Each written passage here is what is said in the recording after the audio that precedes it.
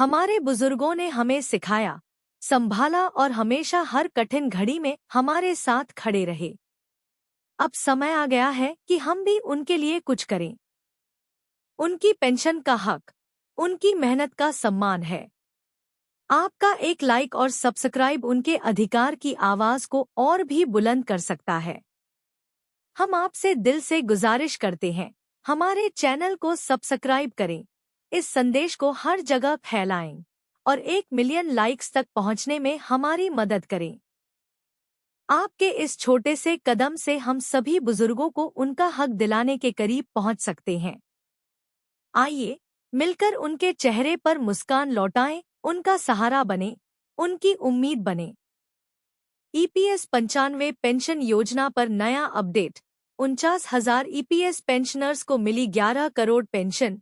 मंत्री ने की ये घोषणा। ईपीएस 95 पेंशन योजना पर नया अपडेट।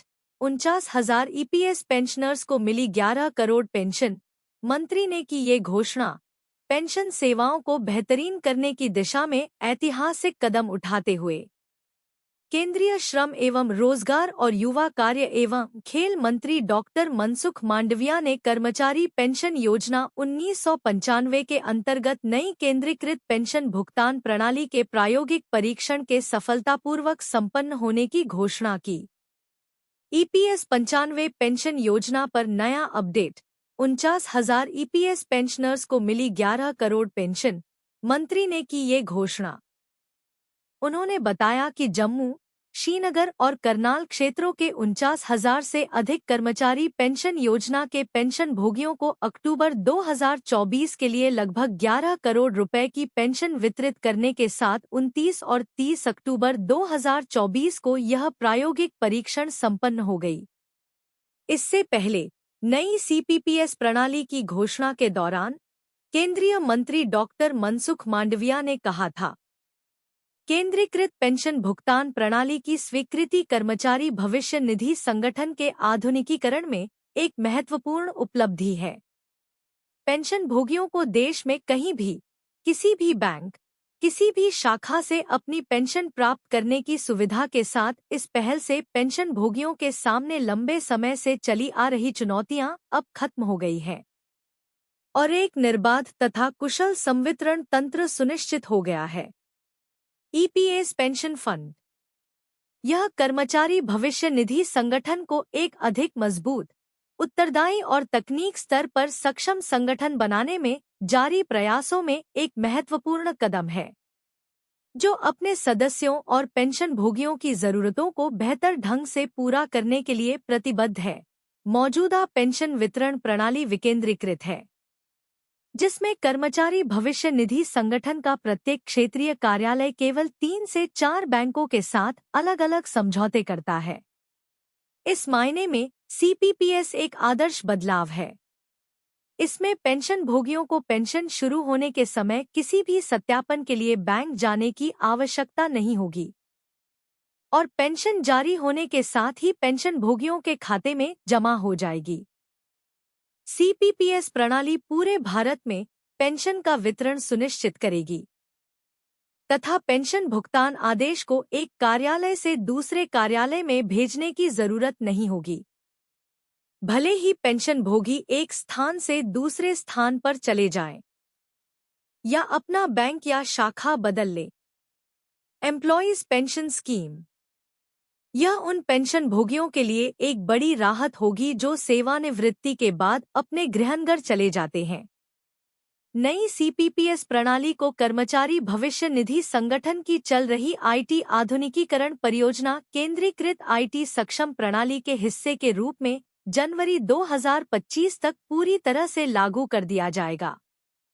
इससे कर्मचारी भविष्य निधि संगठन के 78 लाख से अधिक ईपीएस पेंशन भोगी लाभान्वित होंगे।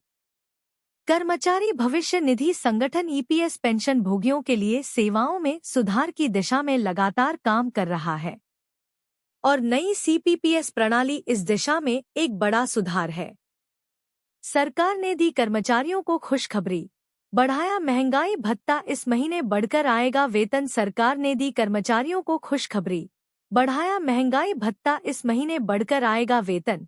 मध्य प्रदेश के सरकारी कर्मचारियों के लिए खुशखबरी आ गई है। मोहन सरकार ने 7वें वेतन आयोग के कर्मचारियों के बाद अब 6वें वेतन आयोग के कर्मचारियों को तोहफा देते हुए महंगाई भत्ते में वृद्धि की घोषणा की है। वित्त विभाग ने इन कर्मचारियों के 9% महंगाई भत्ता बढ़ाने का आदेश जारी किया है। सरकार ने दी कर्मचारियों को खुशखबरी, बढ़ाया महंगाई भत्ता, इस महीने बढ़कर आएगा वेतन। इस वृद्धि के साथ अब महंगाई भत्ता 230% से बढ़कर 239% हो गया है। बढ़ी हुई राशि नवंबर के महीने की सैलरी के साथ आएगी। मध्य प्रदेश शासन वित्त विभाग द्वारा जारी आदेश के मुताबिक राज्य शासन के 6वें वेतनमान में वेतन प्राप्त कर रहे शासकीय सेवकों को 1 जुलाई 2023 से 230% की दर से महंगाई भत्ता दिया जा रहा है, जिसे अब 9% की दर से बढ़ाया गया है और अब ये बढ़कर 239% हो गया है। आदेश के मुताबिक ये वृद्धि 1 जनवरी 2024 से प्रभावी होगी और अब तक की अवधि की राशि एरियर के रूप में कर्मचारियों को मिलेगी। डियरनेस अलाउंस 4 किस्तों में मिलेगा पैसा। आदेश में कहा गया है कि राज्य शासन के कर्मचारियों को महंगाई भत्ते में हुई वृद्धि का लाभ अक्टूबर 2024 भुगतान माह नवंबर 2024 से किया जाएगा एवं दिनांक 1 जनवरी 2024 से 30 सितंबर 2024 तक की अवधि के एरियर राशि का भुगतान 4 समान किस्तों में क्रमशः माह दिसंबर 2024, जनवरी, फरवरी एवं मार्च 2025 में किया जाएगा। एम्प्लॉइज द हाइक रिटायर होने वाले कर्मचारियों और मृत कर्मचारी के नॉमिनी को एकमुश्त मिलेगा एरियर का पैसा। वित्त विभाग द्वारा जारी आदेश में कहा गया है कि राज्य शासन के कर्मचारी जो दिनांक 1 जनवरी 2024 से 30 सितंबर 2024 की अवधि में सेवानिवृत्त हो गए हैं या फिर मृत हो गए हैं, उन्हें अथवा उनके नॉमिनी को एरियर की राशि का भुगतान एकमुश्त किया जाएगा। महंगाई भत्ते में 50 पैसे अथवा उससे अधिक पैसे को अगले उच्चतर रुपए में पूर्णांकित किया जाएगा और 50 पैसे से कम राशि को छोड़ दिया जाएगा। डियरनेस अलाउंस दिवाली से पहले इन कर्मचारियों के दाम में हुई वृद्धि। उल्लेखनीय है कि दिवाली से पहले तोहफा देते हुए मध्य प्रदेश सरकार ने 7वें वेतन आयोग के तहत वेतन प्राप्त कर रहे कर्मचारियों के महंगाई भत्ते को 4% बढ़ा दिया, जो बढ़कर 46% से 50% हो गया है। पिछले दिनों पेंशनर्स की महंगाई राहत में भी वृद्धि की गई है। अब दिवाली बाद 6वें वेतन आयोग वाले कर्मचारियों के महंगाई भत्ते में 9% की वृद्धि मोहन सरकार ने की है।